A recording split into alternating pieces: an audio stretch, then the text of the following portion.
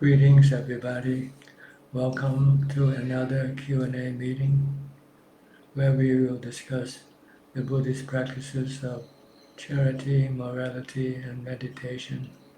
Everyone who is interested is welcome to join. If you want to ask any question, please submit your question in one at a time. Please be brief and precise. Also, how's the video and the audio doing? I'm looking for a place where I can adjust the FPS, but I couldn't find it. So the picture might be a little bit blurry. I'll learn how to set the frame rate at a later time. I will start reading your question and comment.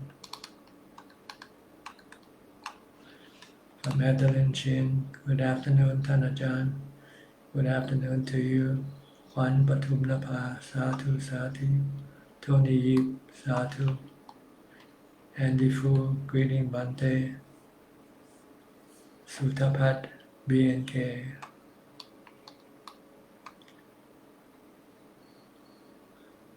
Namaskaran Ajahn. Checking 10, greeting dear Ajahn. Audio and video are clear. Thank you.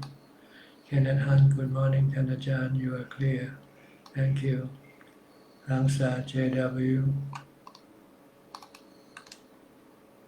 Namaskaran Ajahn. I am at Prachuap, Chonburi for making merit with my mom today. She passed her regard to Prajan as well. Always respect to Prajan. Thank you. Christine Koe, Satu. Enilam, Satu.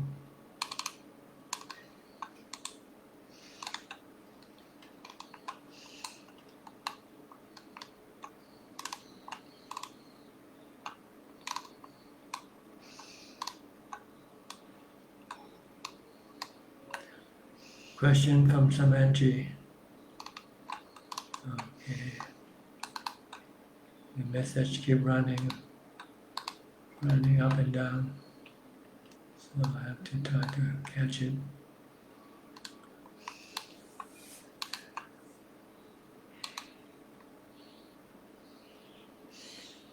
Question from Samanji, a journalist from Sri Lanka. Question number 1, can a female become a Buddha? Yes, the one who becomes a Buddha is not a male or a female. It is the mind, the one who knows. And everybody, whether male or female, possess this mind, the one who knows. So it's not gender that determines whether one can become a Buddha or not. It's the ability to develop morality, meditation, and wisdom that will determine that person whether he or she can become a Buddha or not. So yes, to answer your question, anybody who can develop morality, morality, and meditation and wisdom can become a Buddha. But it's not easy. But it's possible, but it's not easy to become a Buddha by oneself. It's a lot easier to become a noble disciple because you have the Buddha to guide you, to teach you how to become enlightened.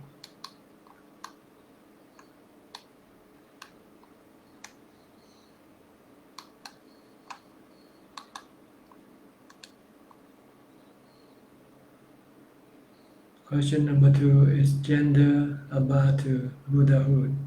I just answered that. No, gender has nothing to do with becoming enlightened, becoming a Buddha or not.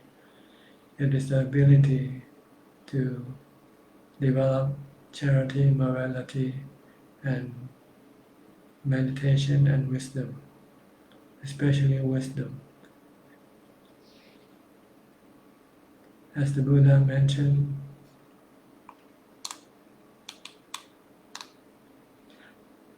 Has the Buddha mentioned so in any of his suttas? I am not sure whether he did, because I did not study a lot of suttas. But I know from practical experience that becoming enlightened, either a noble disciple of Buddha, is not the body, it is the mind.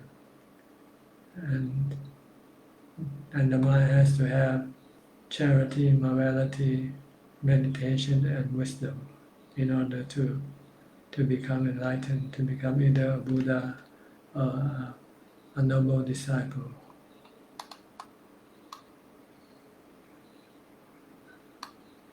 Tony Yip, dear Ajahn, audio and video are in good condition, thank you. Beng Chu, Satu. Alexander Aroka, Satu Satu. Sharp image and sharp sound, thank you. Kenneth Han Kibok, Sukihoti Ajahn, may you be well and happy. Sound is clear, thank you. Pasana Chunasevi, good morning, Prajan. The audio and video are clear, thank you. Jack, Satu Satu. Yim Bunchu, good afternoon, Ajahn. EOSC, greetings and my respect and thanks to Ajahn for your Dhamma. You're welcome. Question number 3 from Samanji. Animals are being used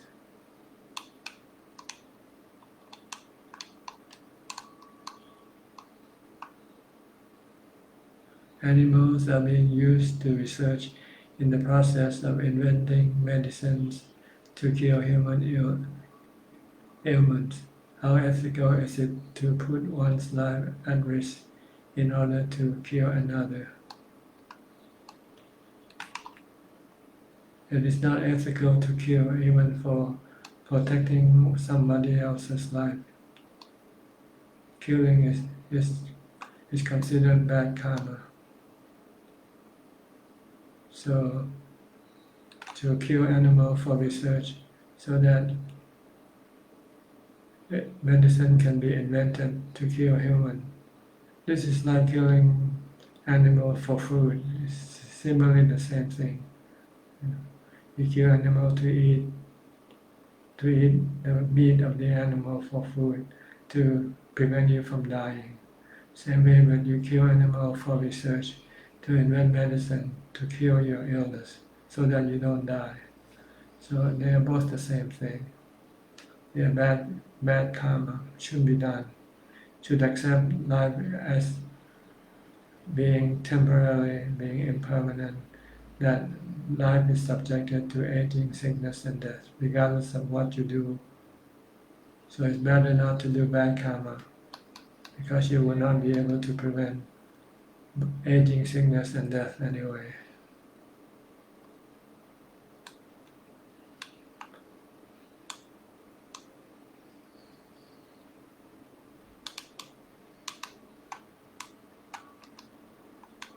I'm sorry, the question keeps running up and down. It's not stable, so I have to keep scrolling up and down to find the question. Bilim, Sukihotu Ajahn, Satu Satu. Tampani Pintong, Satu.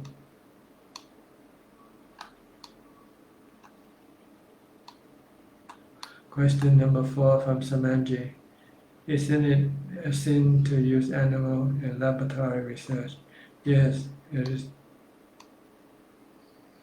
It is a sin or bad karma if you kill the animals. If you don't kill the animal, it's not considered to be bad karma yet. You have to break the precept in order to be. But it's not good to put somebody in the cage anyway. This is also considered a sin also, but not as bad as killing. To lock somebody up in jail for whatever purpose.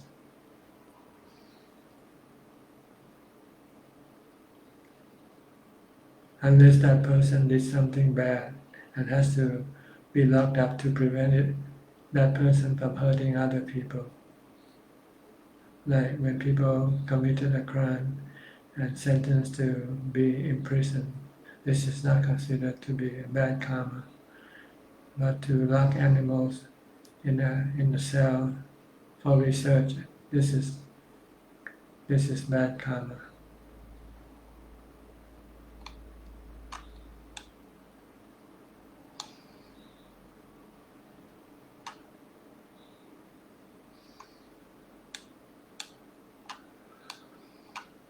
Metta lo, sadhu sadhu.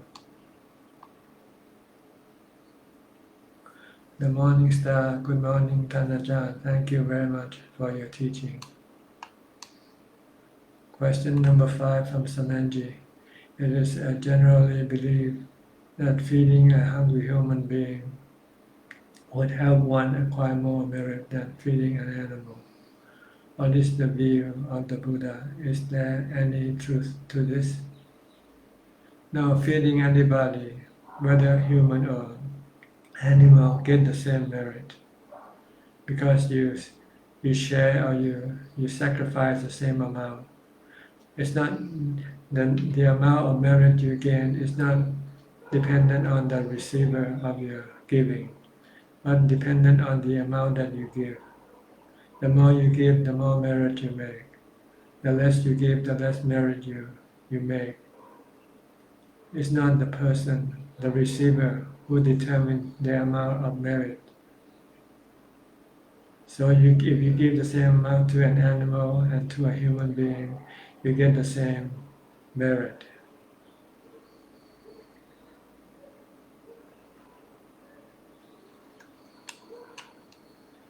Teddy Augustine, Vandami Ajahn, thank you. Honey Box, Satu. Question number 6 from Samanji. Today, more than any other time, people have access to Dhamma. They listen to Dhamma sermon and read Dhamma, but still depression rate are high. People lead stressful life. What is the reason? Why do they fail to put what they read or hear into practice? Where have they gone wrong? Well, first of all, you have to question the statistics.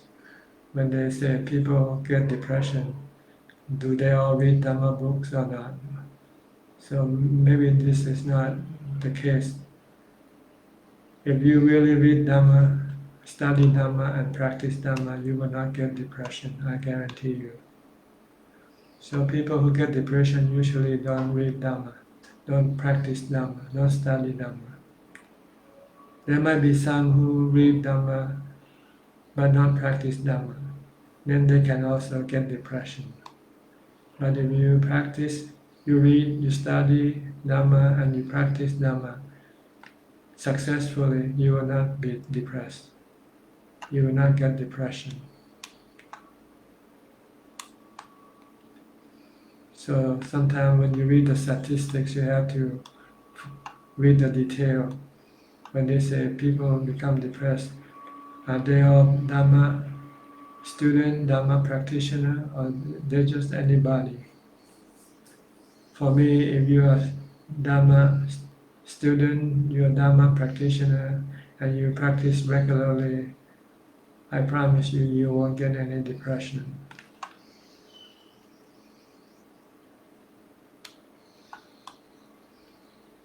Kim Eshua, Satu Satu. Jib Longgun, Satu Satu. Question number 7 from Samanji. Is it a sin to lie or joke? To lie is considered breaking one of the precepts, the 4th precept, which is considered to be bad karma. But to joke, this is not considered to be a bad karma. It's not breaking the precept, not breaking the 4th precept. If the joke doesn't lie, doesn't give you any misinformation. If it gives you a misinformation, then it's lying, then it's breaking the 4th precept.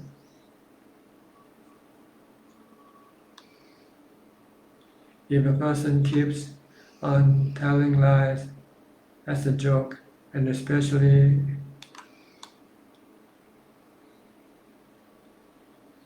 if it is extremely difficult to distinguish between the lie and the joke, does he lie commit a sin? In order to commit this, in order to break this fourth precept, you have to have intention to tell the lie. But if you have no intention and you do not know it's a lie, then it's not considered to be lying. It's not breaking the fourth precept. So you have to know it's not true and you intentionally say it, then this is a lie, then this is breaking the fourth precept.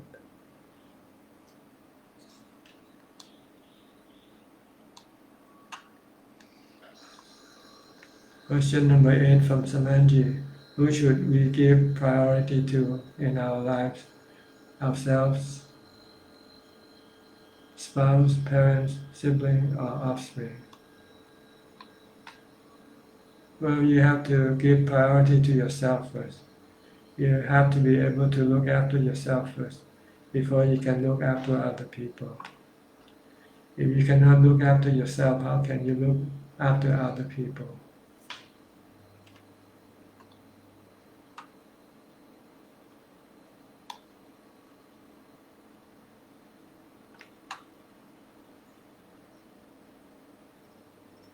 Heavenly Wayping. Good morning,ท่านอาจารย์. Thanks for your profound Dhamma teaching. Sadhu, sadhu. You're welcome. Adi aha, sadhu. Question number 9 from Samanji. The one who conquers the mind is the best of all conquerors. The Buddha has said, we the humans are using and are rushing after material benefit, trying to conquer everything other than our own mind. What is the best way to conquer one's mind? Is to practice the Noble Eightfold Path, charity, morality, and meditation. Meditation here means the practice of meditation, mindfulness, and meditation for wisdom. This is the best way to conquer one's mind, is to practice the Noble Eightfold Path. Dana, Sila, and Pavana. JJ10. When I can't sleep at night, feeling fearful of things yet to happen, ghosts, etc., what should I do? Will chanting help? If so, what should I chant? Yes, you can chant. You can chant. If you want to do brief chanting, you can recite Bhutto, Dhammo, Sangho. If you want to chant longer, you can use Itipiso, Bhagava, Araham, Samma, Sambuddho. Chant the three qualities of the Buddha, Dhamma, and Sangha. Keep chanting until you fall asleep or until the fear disappears. Don't just chant 1 or 2 minutes and stop. You have to keep chanting until your mind becomes calm, peaceful, and not afraid of anything. Then you will fall asleep.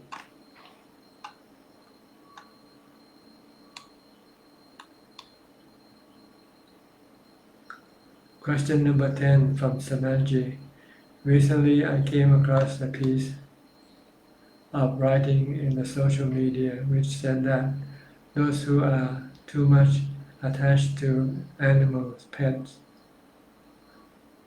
those who love them and too much, such as dog, cat, rabbit, cow, etc., are at risk of stand a higher chance of being born as animals in their next birth. How would you explain this? Is there any truth to this? No, not at all.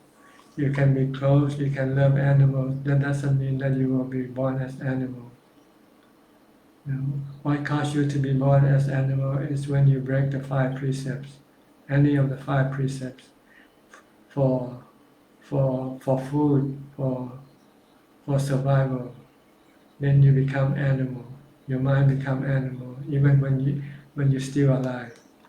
And then when you die, your mind that has become animal will then get an animal body.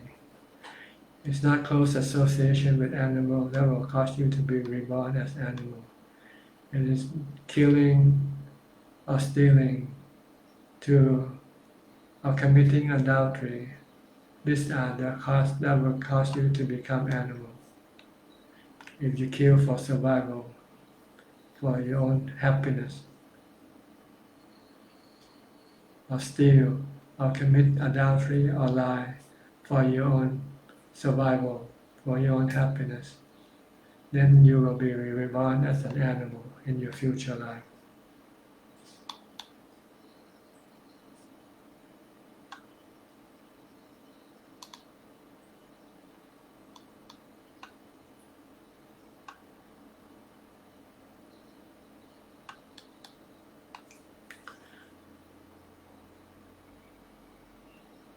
The morning star. I understand that my goal now is to attain fourth jhana, to get equanimity all the time, easily get into jhana whenever I want, while following this path of practicing continuous sati. How should I know when can I use wisdom instead of sati alone during daily activity or walking meditation? I understand that as long as I can attain fourth jhana, I should not use wisdom. If used, it wouldn't be much effective anyhow. Thank you, Ajahn. That's right. You can use wisdom if you like, but how effective it will be, it depends on how much equanimity you have. The stronger your equanimity, the stronger will be your wisdom, the ability to get rid of your defilement. So you have to find out for yourself when you should use wisdom, when you should start developing wisdom. Actually, you have a lot of wisdom already. You know greed, hate, and delusion already. You know cravings already. But you cannot stop them. That's the problem. That's because you don't have enough equanimity yet. You know the three characteristics, anicca, dukkha, anatta. But you cannot use it to stop your defilements, your cravings. That's because you don't have enough equanimity yet. If you can stop your cravings by using the three characteristics of existence, asubha contemplation, then it means you are ready to use wisdom. So you can try to stop your cravings with wisdom. If you can, then it means you can. If you can't, then it means you don't have enough equanimity.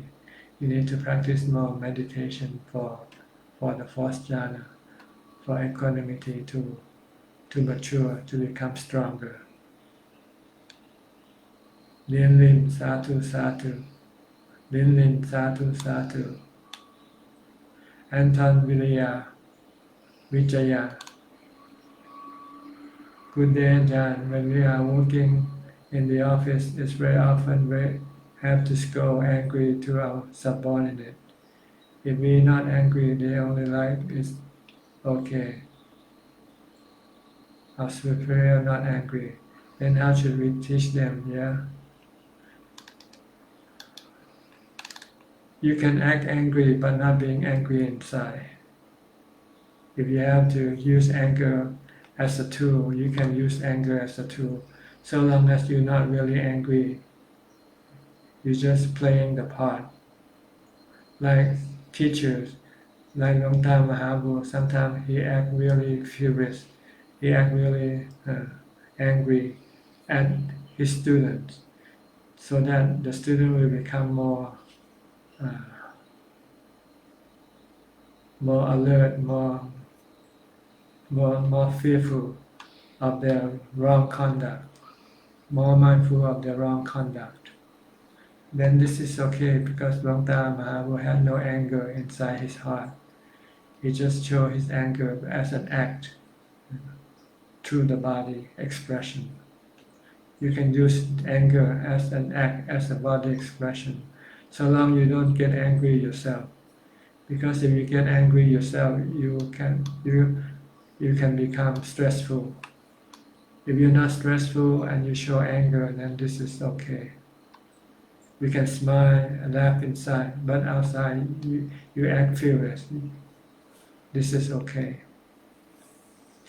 So to answer your question is, yes, you have to act angry, but don't be angry yourself. Fat Choi Chong, Satu Satu. Juliana U, Satu Satu. And Anton Vijaya, noted, thank you, Ajahn. You're welcome.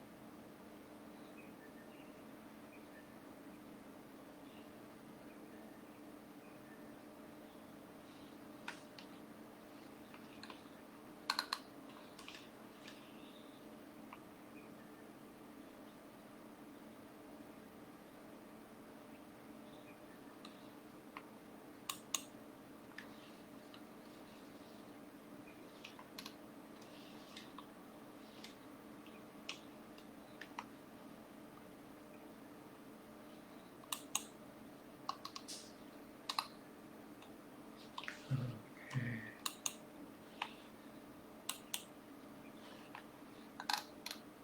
Now I'm in trouble. I'm pressing something wrong, and the page I'm using to communicate with you has disappeared.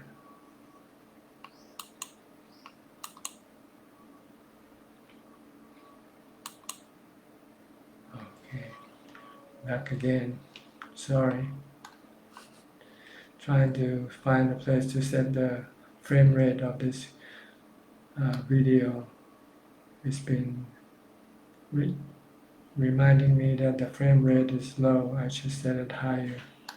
But I'm looking for a place to set it, but I cannot find it. Anyway, we'll just have to do with the video as it is.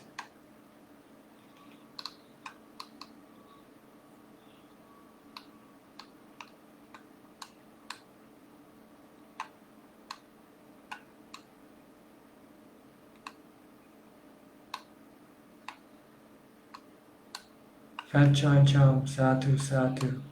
Juliana U, Satu. Anton Vijaya, noted, thank you, Ajahn.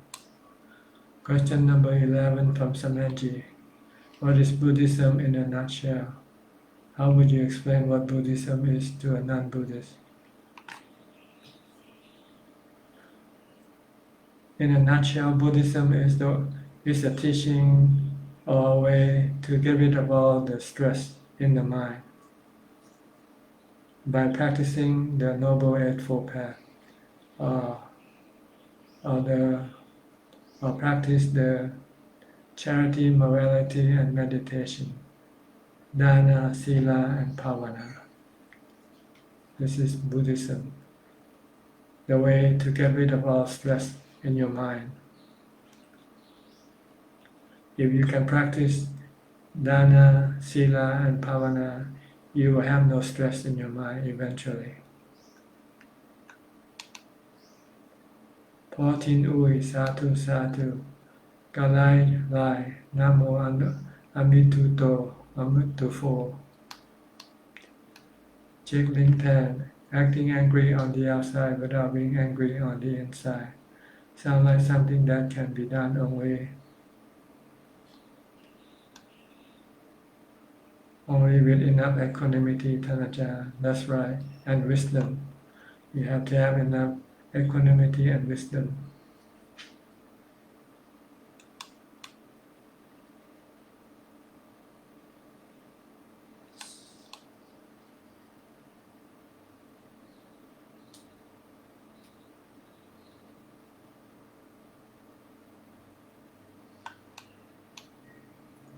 JJ Tan, do we need to be fearful of ghosts Sometimes memories of friend or relative who have passed away will come up, but I'm not close to them. Why do I keep recalling them? And how do I get this to stop? It's your old habit. You used to think like this, so you keep thinking like this.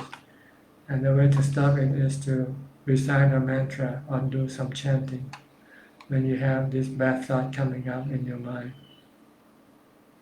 Just recite Buddho, Dhammo, Sangho, or Buddho, Buddho, Buddho, Buddho, or chant Itipiso, Bhagava, Araham, Samma, Sambuddho, Vijja, Jarana, Sampanno, etc.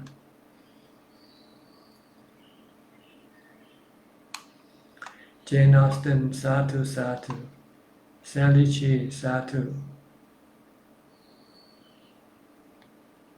Last question from Samenji, question number 12.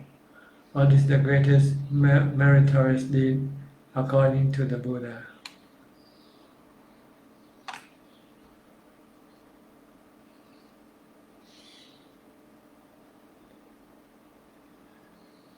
The deed that will let you get into Nibbana. That's the greatest meritorious deed. It's the action that will bring you to Nibbana.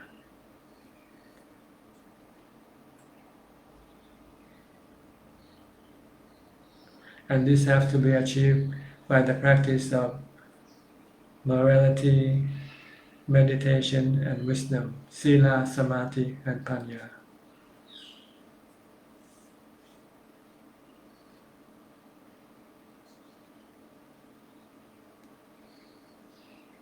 The greatest meritorious deed is to practice sila, samadhi, and panya, to get the mind into Nibbana.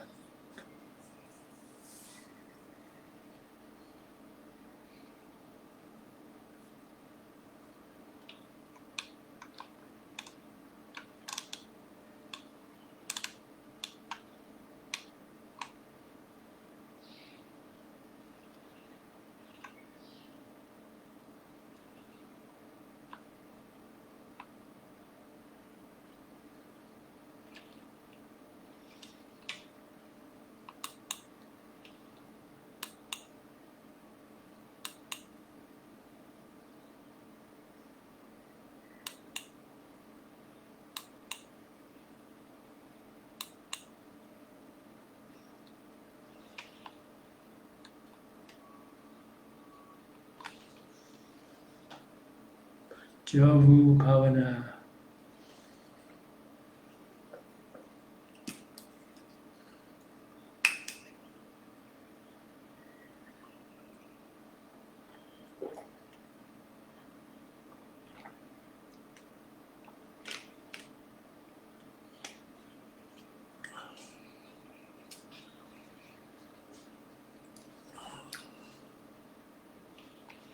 The Morning Star, thank you for your clarification.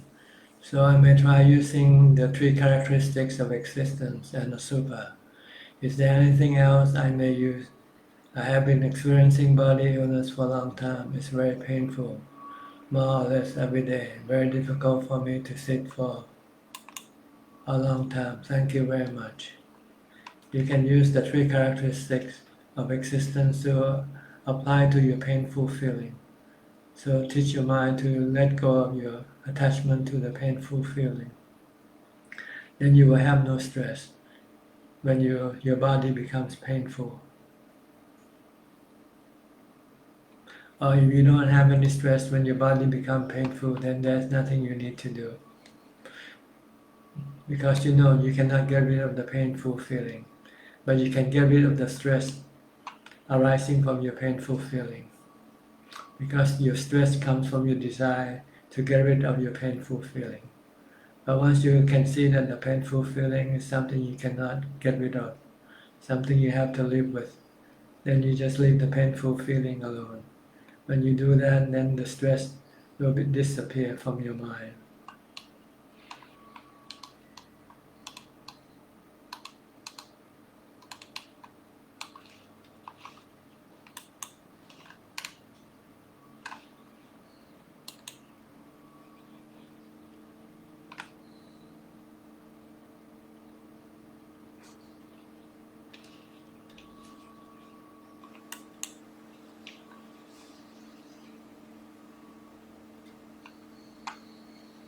Swante Satu Satu.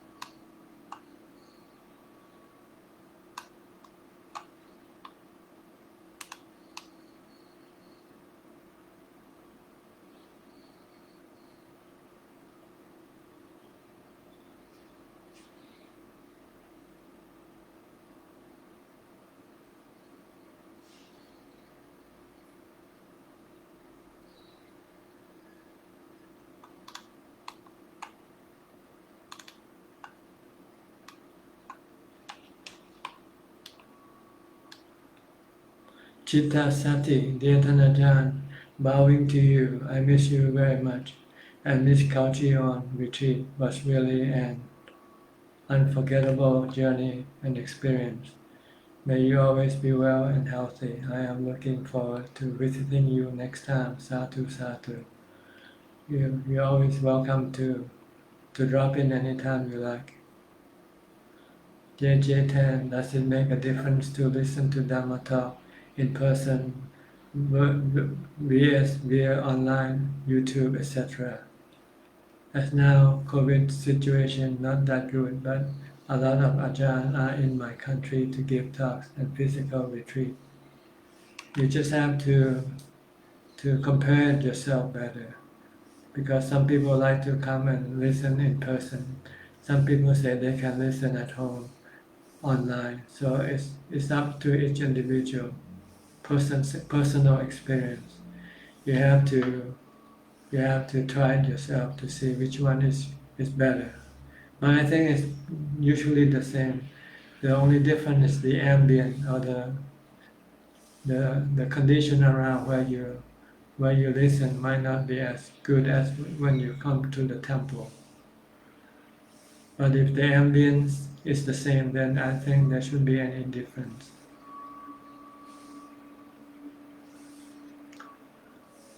Truly, in order to be enlightened, I have to eliminate all cravings.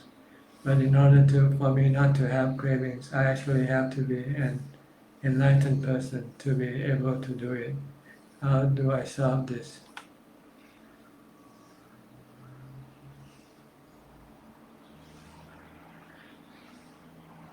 You just try to stop your cravings as you go along. See, stop any craving that you can right now, and try to stop the rest with more practice of meditation and wisdom.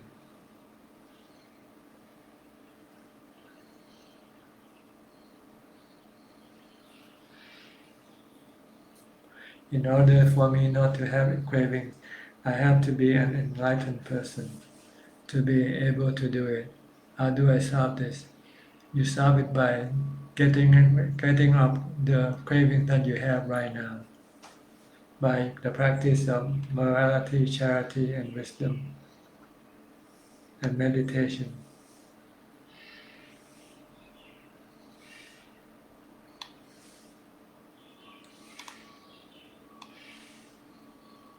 Enilam Satu Satu.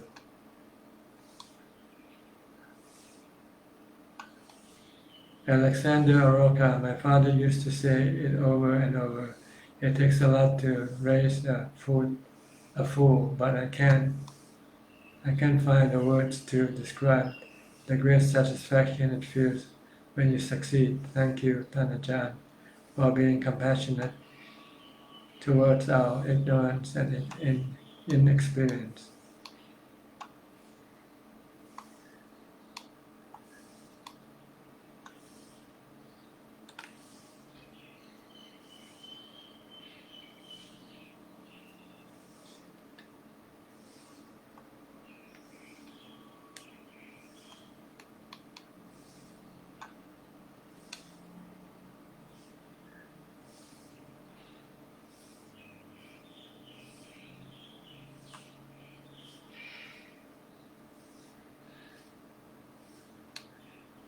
Chitta Sati. 2 questions.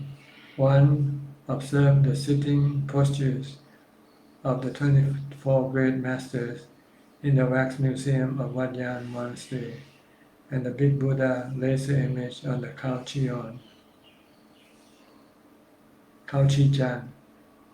All are sitting in half lotus pose. Only that jade Buddha statue outside your kuti and the Buddha statue in the chanting hall are sitting in full lotus pose. So may I say, in the Theravada meditation style, half lotus pose is more preferable, or the sitting pose is not really so important. Thank you. Not really important. Either posture is okay. Full lotus or half lotus. No big difference. What is important is mindfulness.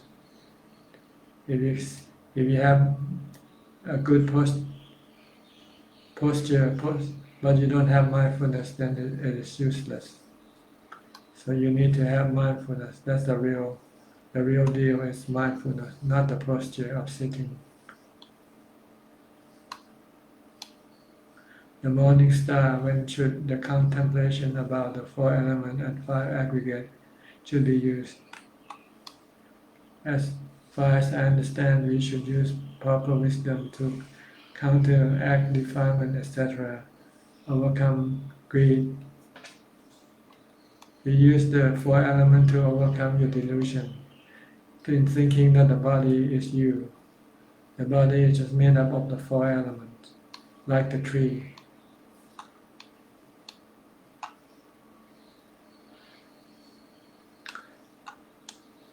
Tan Siu Heng, Satu Satu. Angie, good afternoon. Ajahn, thank you for your teaching today. You're welcome. Chitta Sati, question number 2. When I practice meditation in the Kauchi-Chion mountain area and sitting under that Bodhi tree near your kuti, I found the most disturbance is always from the small ants. Dear Ajahn, any advice on it? Thank you. Well, you just have to look for another place to sit where there's no ant. Don't sit where there's ant. Go find some place that there's no ant to sit and meditate. Not every place has ant, so you have to find a place where there's no ant and meditate there.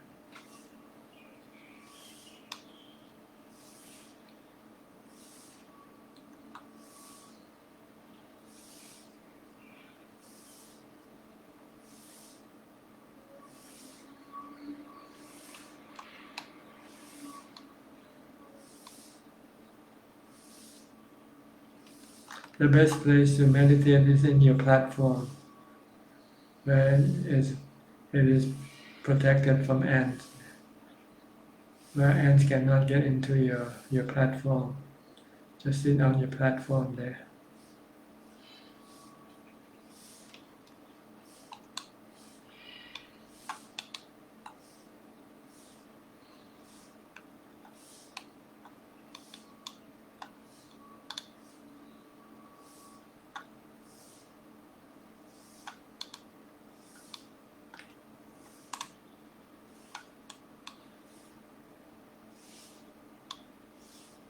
Jab, jab, sadhu, sadhu.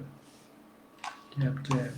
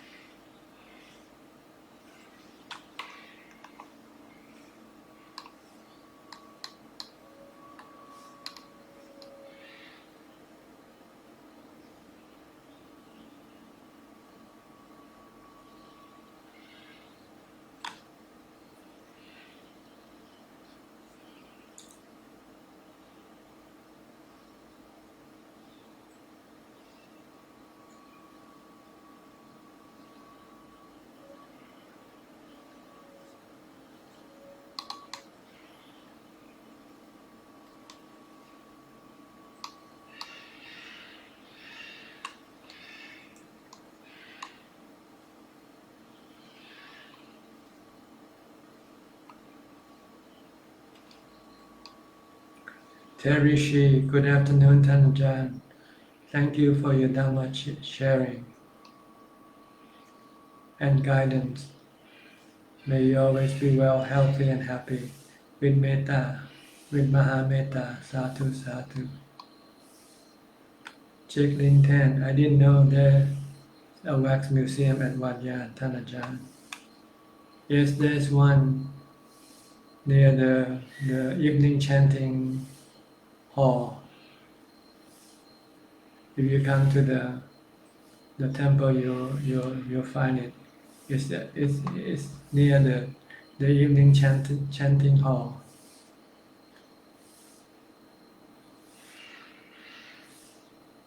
Chitta Sati, dear Tanajan, yeah, every day around 5 to 7 p.m. sitting on the platform is my most favorite meditation time. The weather is so good with a beautiful sunset. That's so brilliant. Okay. Man Wilson Man, Satu.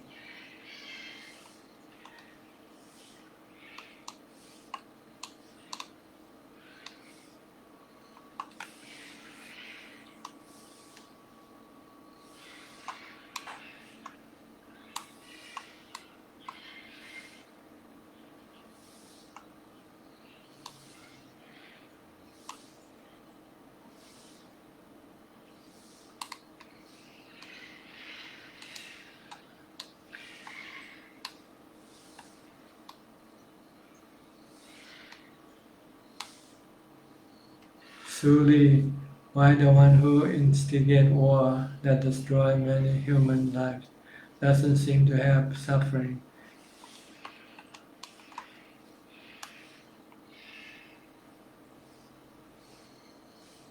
And actually seem proud of his doing by continuing talking to other world leaders. Ajahn said the one who made bad karma will experience suffering in the mind immediately. Why it seems like it doesn't apply to him. You cannot read his mind. Sometimes he's trying to put up a good face, but inside his mind might be tormenting.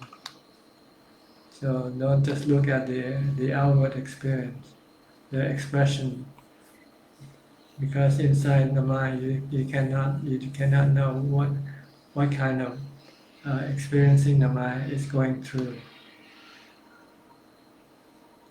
Besides, it's not for us to bother to worry. We should worry about our own mind and make sure that our mind doesn't suffer.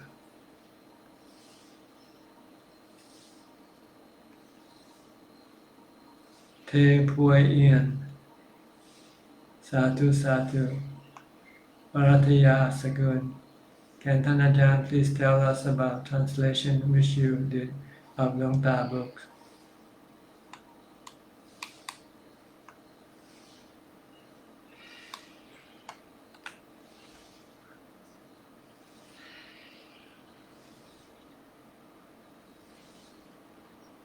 I did one book called Kammatthana. It's a collection of various writings of Long Ta Mahabua, and I collect them and put them into sections. The book is called Kammatthana, the basis of practice. You can read it in my website, suchart.com.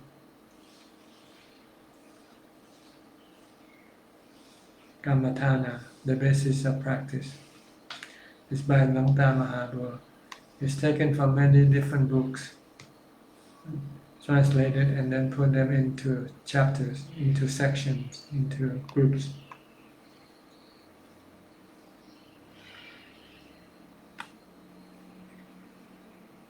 Because Long Ta Mahabua gives talks and cover many wide-ranging subjects.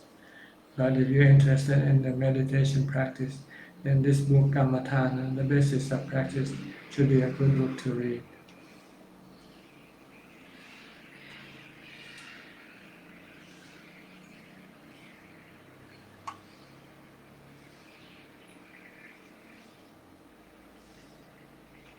Chittasati, dear Ajahn, by the way, I bought back all of your available books there. I will study all of them and learn from your wisdom. Thank you. You're welcome. Kun Varataya, if you can search for the book Kammatthana in my website, please post it here so other people might be able to download and read it if they like.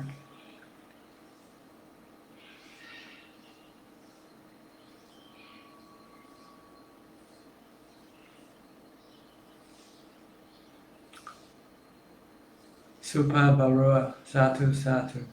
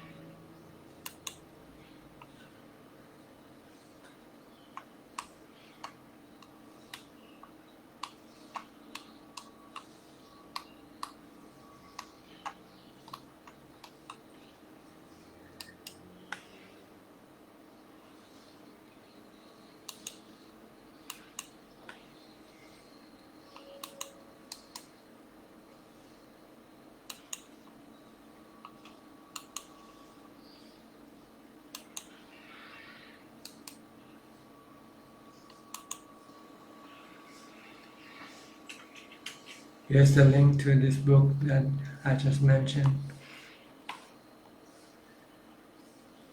If you like to read it, you can just click on the link and download the book into your computer or your phone.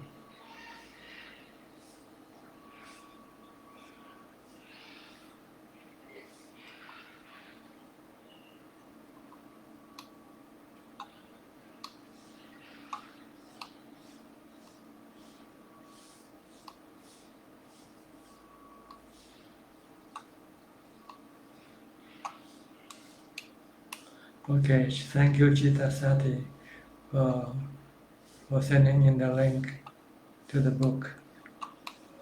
Chikling dear Tanajan, Kammatthana mean basis of practice.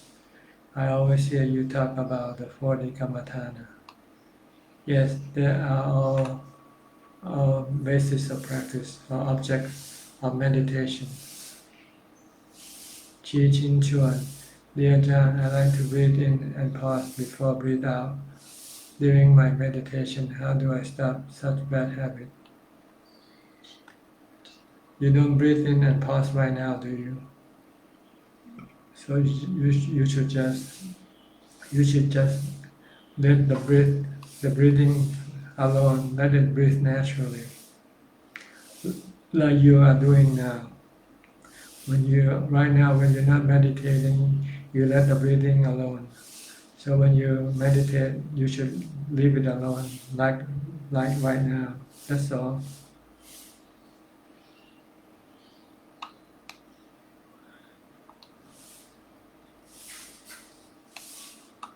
JJ Tan, during meditation, can I chant in and out as in breath instead of chanting Bud? And yes, or you don't have to chant at all, just merely watch the breath. But if you feel that your mind wants to go away, then you can use the chant to bring it back in, to bring it back to the breath, by in and out, or Bud to. It's up to you. Whichever method that will make your mind become calm and not thinking, that's the purpose, that's the goal. Well, looks like that's about all the time we have for today. Thank you very much for your participation. I hope this meeting helped you somewhat to advance in your practice. In the meantime, please stay safe, stay mindful, and keep on practicing. And if all goes well, I'll see you all at the same time next week. Thank you and goodbye.